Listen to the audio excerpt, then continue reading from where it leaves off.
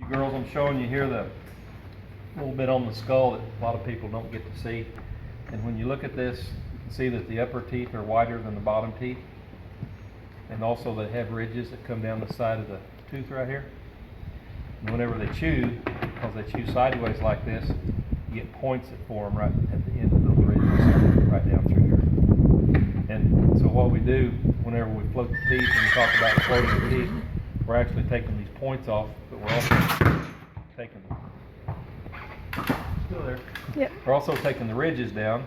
If you don't take the ridges down, these points will reform about 3 or 4 months after you take them off. So it's real important not only to get the points off, but also to get these ridges down.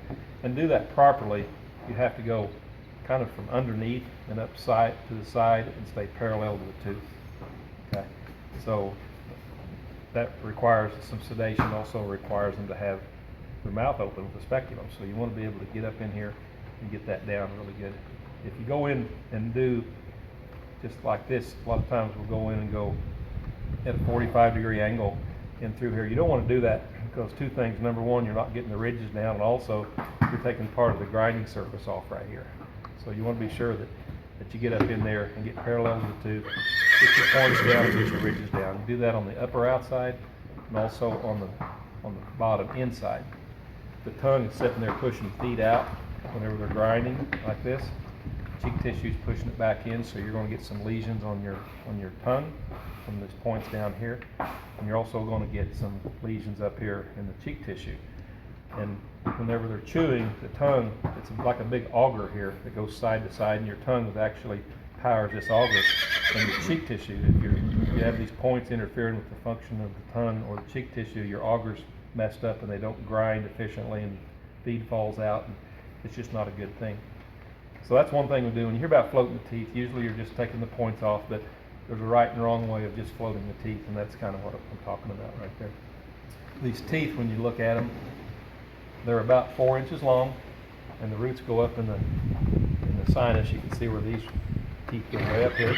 These go way down here on the bottom, and they come together. Teeth don't grow. These teeth are sitting in there, and that's all they've got. And as they wear off, they'll migrate down about 1/8 of an inch per year. So it's real important that we keep this real level and keep it wearing evenly. That's a real important thing. If you get a tooth that softens up, and it will eventually, it'll wear the opposite tooth out. The opposite tooth will wear it out faster because it's softer. So you'll develop a little bit of a roller coaster, which is called a wave complex. So we'll make sure everything is level in here. That makes the teeth wear evenly and the teeth last longer. So that's another thing that's real important that we do, is make sure that everything is balanced and hitting evenly like that. When you're riding these guys and you've got a bit in their mouth, it sits right in here on the tongue and the bars. Cheek tissue's right in here. When you engage the bit, it pushes your soft tissue, your tongue back against this part of the mouth. It'll push the cheek tissue back up against this part of the mouth. So one thing we do is, this is a wolf tooth, we get the wolf teeth out of there. Usually we take those out when they're young, but we'll get the wolf tooth out and we'll clean all this up in here. They're called bit seats. This is the lower bit seat, this would be your upper bit seat. We don't get real carried away, we just kind of clean this up a little bit. Don't take any of the grinding surface off. On this side, you can actually see where we've gone in there and fixed that. This is your lower bit seat, this is your upper bit seat. Also see the difference on this side where we've taken the ridges down, cleaned your points up, cleaned up back in here. Okay.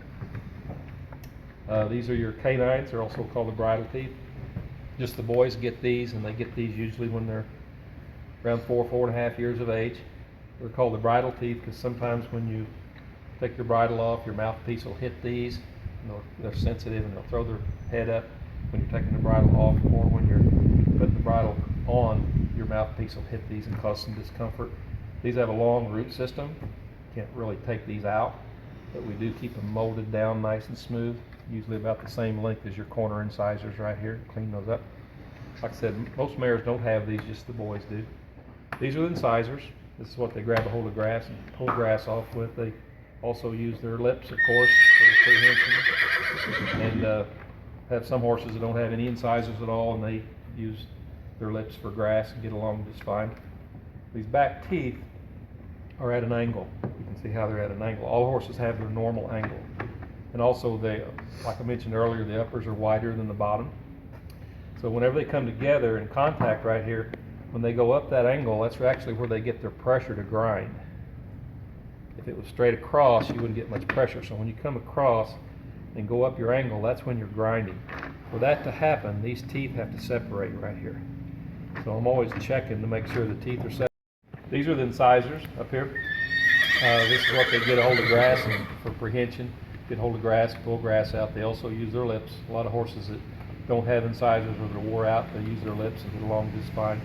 The back teeth, the grinders, you can see the molars are at an angle. That's a normal angle. Different horses have different angles.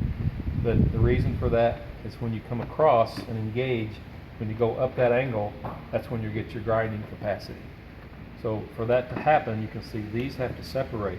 If these are too long, if your incisors are too long, these can't get together back here. Actually have to take the incisors down, a reduction, and these can get together. So you'll see me a lot of times doing this, and I'm just checking, making sure that we've got good inclusion back here in the back. If they're too long, they don't separate. We'll take these down a little bit so you get good contact back here. So basically on these guys, we're gonna look at the animal, look at the whole horse, and see if there's any nutrition problems. See what you're doing with the, what the function, what you're doing with your horse,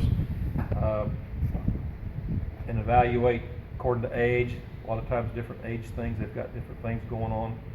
But what we've talked about mainly is doing a proper job of getting the ridges and the points down without taking any of the grinding surface off, and keeping a good sharp chewing edge right through here. I've talked a little bit about balance on the mouth, the bit seats, getting the wolf teeth out, also the canines and incisors, and it's all related to balance and comfort and trying to make the teeth last longer. But anyway, that's kind of a quick trip through here on what we're looking at. Thank you, Roger.